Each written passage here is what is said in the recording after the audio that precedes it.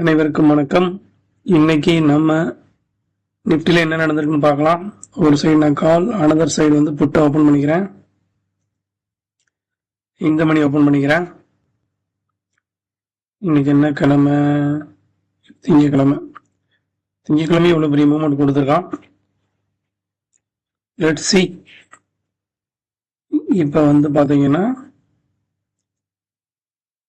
Morning ரொம்ப கீழே வந்திருக்கு. இவ்வளோ பெரிய சைடு வேஸு. அப்புறம் இந்த இடத்துல 2:24 ஒரு அப் எடுத்திருக்கு. அப்போ நம்ம எங்கே வாங்கினா நம்ம ப்ராஃபிட் எடுத்துருக்கலாம்னா இங்கே வாங்கணும், இல்லை இங்கே வாங்கணும், மார்னிங் வாங்கணும். அது ஒர்க் ஆச்சா இல்லையான்றது தான் நம்மளுடைய கொஸ்டின்ஸ். அப்புறம் இன்னொரு விஷயம் என்னென்னா, இந்த ஒரு 5 மணி நேரம் சைடு வேஸ் மார்க்கெட்டில் எவ்வளோ என்ட்ரி வந்திருக்கு, புரியுதுங்களா? ஸோ அதுதான் ரொம்ப முக்கியம். இப்போ பாருங்க, புட் சைடு இது நம்ம வந்து என்ட்ரு ஆக மாட்டோம்னா என்ட்ரு ஆக மாட்டோம். ஏன்னா நல்லா கவனிங்க, இது வந்து டவுன் ட்ரெண்ட், ரெட் கலர் லைனில் இருக்கா டவுன் ட்ரெண்ட்.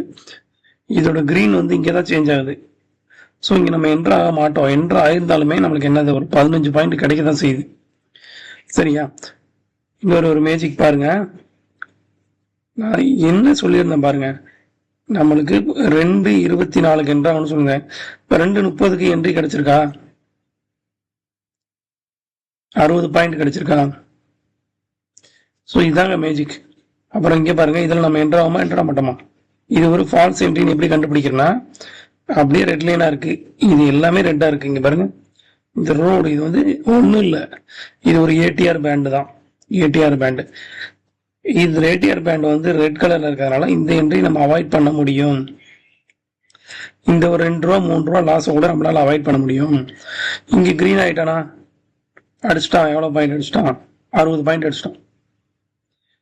புரியுதுங்களா? ஸோ இன்னைக்கு நிஃப்டியில் 60 பாயிண்ட் எடுத்திருக்கேன். இந்த இண்டிகேட்டரை பற்றி டீட்டெயில் வேணும்னா எனக்கு பிங் பண்ணுங்க. அப்படி பேங்க் நிஃப்டி பார்த்துக்கலாமா? ஓகே, அதுக்கு இன்னொரு வீடியோ போகிறாங்க. தேங்க்யூ.